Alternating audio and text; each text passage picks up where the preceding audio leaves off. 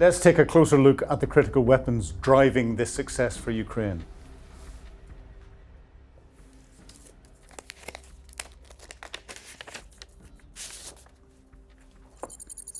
The Ram-2X is a mid-tier drone larger than an FPV but smaller than a Shahed-style long-range drone. It fills a critical gap in the Ukrainian arsenal for hitting regional high-value targets. It's a precision-guided loitering munition, a suicide drone, based on the proven Lelka 100 airframe. It is specifically designed to hunt and destroy high-value targets like the TOS-1A and air defense systems like the Tor or the Pantsir. Now, this is a significant catch. We're looking through the eye of the Ukrainian Ram-2 loitering munition. Its target, a Russian Tor M2 air defense system, tucked away on a tree line in the Bryansk region.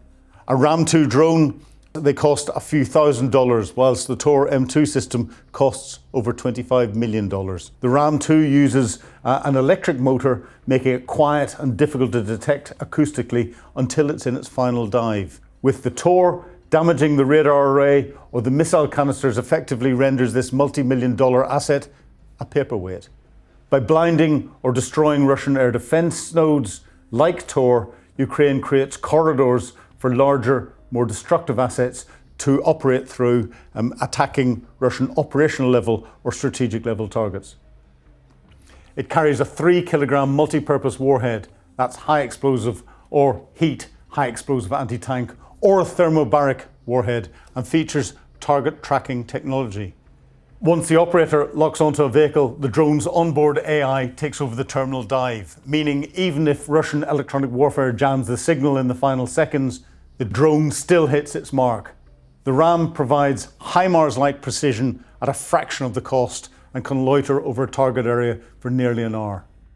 The FP1, the strategic dismantler.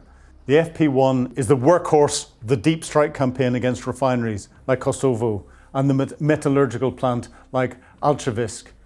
This is a fixed-wing, one-way drone designed for extreme range, reportedly capable of reaching targets over 1,000 kilometers away. It is designed for mass production using low-cost materials, often wood or composite plastics, to minimize its radar cross-section. It carries a larger payload than the Ram-2X, specifically designed to penetrate industrial structures or ignite fuel storage tanks. The FP1 is the reason Russian defenses are overstretched. Because they're so cheap to build, Ukraine can launch swarms that exhaust expensive Russian S-400 or Pantsir missiles, allowing a few drones to always get through to the target. So Ukraine isn't adapting to the realities of 21st century warfare. They're writing the manual. And as their drone wall expands from the trenches of the Donbass to the shores of the Baltic Sea, the Russian military is finding out the hard way that there is nowhere to hide. And finally, for 2 years we've been waiting for this. It's the first public confirmation that the Swedish-made RBS-15 anti-ship missiles are now active in the Ukrainian Navy's arsenal. And as you can see, they aren't just sitting in a warehouse. Look at that cold launch, the initial boost that kicks the missile clear of the vehicle before the turbojet takes over. These systems, likely the Mark III or even the latest Mark IV versions, are some of the most versatile anti-ship weapons in the world. They're not exclusively for ships, they can strike land targets with surgical precision. And what makes the RBS-15 so dangerous for the Russian Black Sea Fleet is its sea skimming capability. It flies just meters above the waves, making it incredibly difficult for radar to pick up until it's far too late.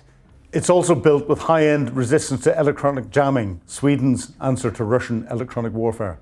By deploying these from mobile coastal launchers, Ukraine has effectively created a no-go zone for Russian vessels. Sweden's pledge from 2 years ago has finally materialized on the front line. And from a Ukrainian perspective, what we're seeing is the birth of a new military superpower. The world is watching and the world is buying. President Zelensky has already concluded agreements with several Gulf states, including Saudi Arabia, the UAE and Qatar. These nations aren't just offering support, but they're buying into Ukraine's hard-won expertise. They want to learn how to counter drones and build the same layered defense system that Ukraine has pioneered. And the innovation isn't stopping at quadcopters. Ukraine is developing the FP9 air-launched ballistic missile, expanding its long-range strike capabilities. On the ground, they're integrating robotic systems into their trench networks, and military experts in Kyiv estimate that ground robots equipped with machine guns can hold positions for 45 days straight. And this could cut frontline infantry requirements by up to 30% by the end of this year. As one expert put it, send robots, not humans.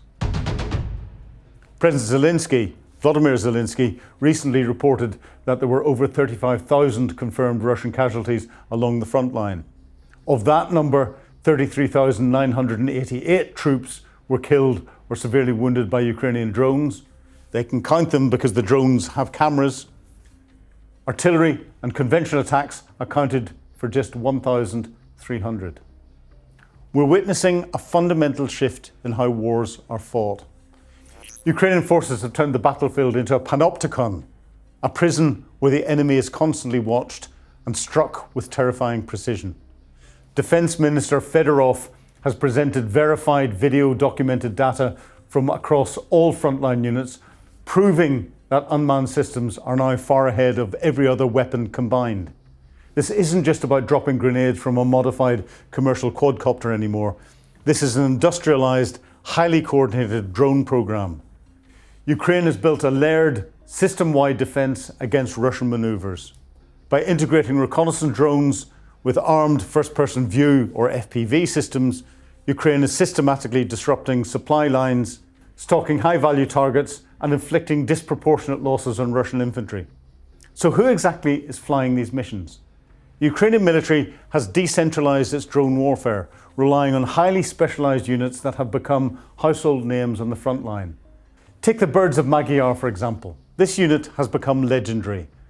In a single night, they wiped out Russian Buk M1 anti-aircraft system, decimated fuel stocks, and crippled logistic hubs in the Lushansk region.